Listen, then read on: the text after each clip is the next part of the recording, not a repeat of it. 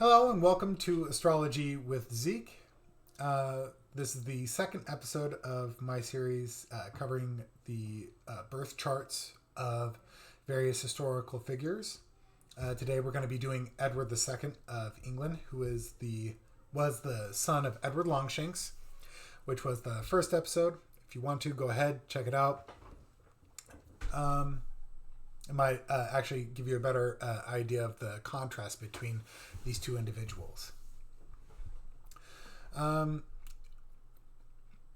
with that out of the way, let's just go ahead and dig in. One more thing. If there's anyone that you would like me to do or cover, just go ahead, leave their name in the comments, and I'll add them to the list. All right.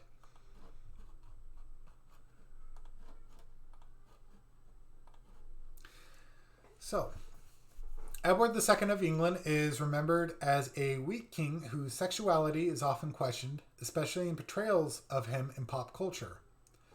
After reviewing his chart, I've come to see him more as a tragic and reluctant figure rather than weak and ineffectual. He has a number of strong placements in his chart. However, when you take a closer look at the aspects, you'll see that he never should have been king.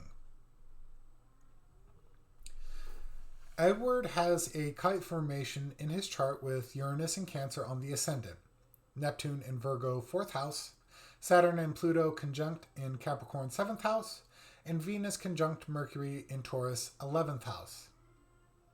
This means that he tended to deal with change and problems in an emotionally erratic and extreme way. He was very unusual to the nobility and did not strike them as regal. This is further supported by the fact that Edward frequently received criticism for being too approachable, often being friendly and seen as too chummy with the servants and other peasants he came into contact with. That being said, his friends were his family, and he was loyal to them completely, which was ultimately his undoing. Repeatedly, he would shower his friends and favorites with favors and gifts, which would anger the other nobles to the point that they would try to force him to exile them. Sometimes he would comply, only to find a way to bring them back to court later, or would change his mind at the last moment. Sometimes it got so bad that some of the barons openly rebelled against him, which he had to put down.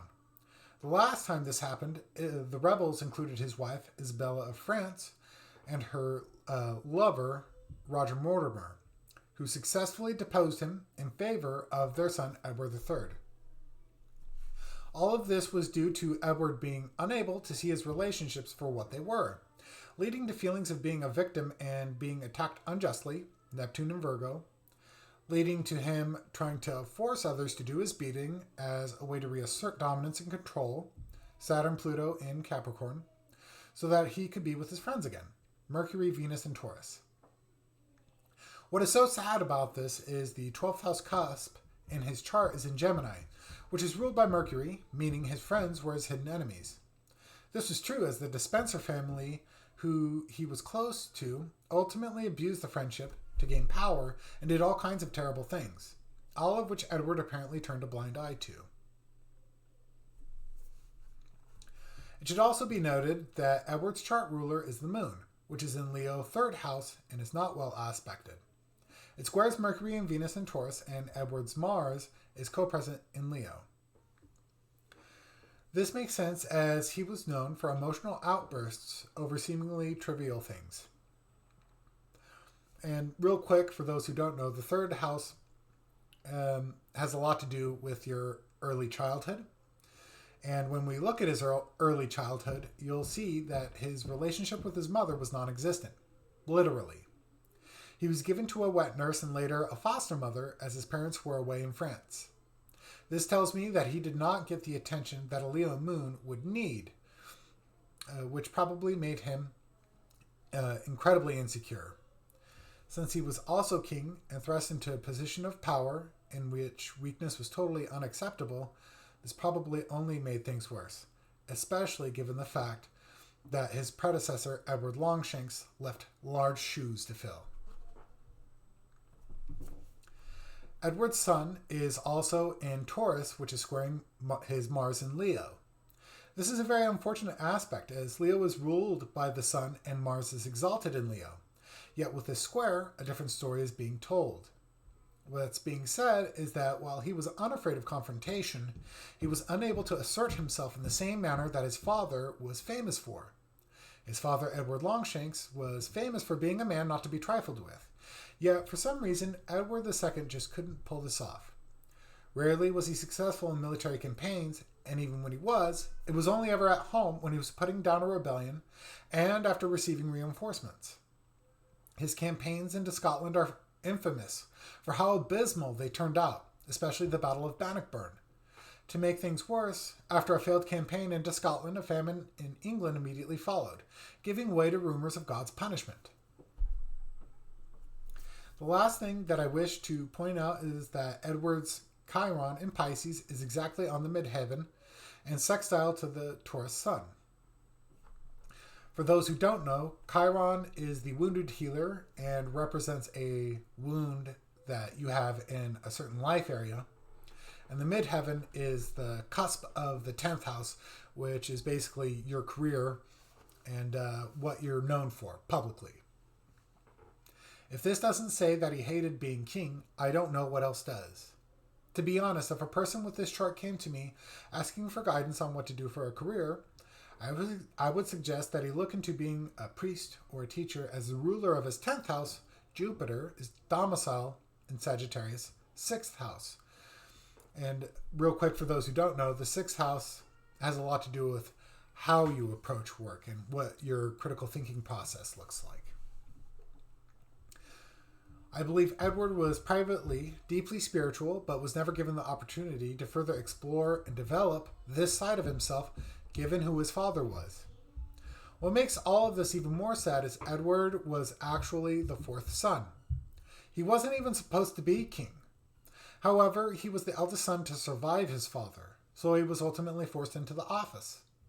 Further, there is nothing in his chart to suggest that he was gay, bisexual, or even overtly effeminate. Looking at you, Braveheart. Not only did he have 4 children with his wife, he had at least 1 illegitimate son. The one man that he was seriously accused of having a homosexual relationship with was Piers Gaveston. And after reviewing Edward's chart, it seems to me they were sworn brothers, which was not uncommon for the time. This makes sense when Edward's Leo moon and the unfortunate history with his actual brothers is taken into account. The accusations are nothing more than propaganda aimed at destroying Edward's reputation. I really enjoyed researching Edward II and examining his chart. What I noticed about him is he has absolutely no error in his chart. Had this been otherwise, perhaps he would have had the political savvy to navigate the serious challenges in his reign with Scotland, France, and the English barons at home.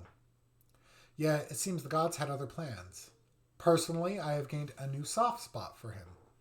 He wasn't a good king, that's an objective fact, but things weren't made easy for him, and he was thrust into a position he had no business being in. Personally, I think he did the best he could, despite not being up to the task. So that'll about do it for Edward II. If there's anyone else that you would like me to cover in the series, go ahead and leave their name in the comments. I will say I do have another 2 lined up. So if I don't get to your person first, please understand.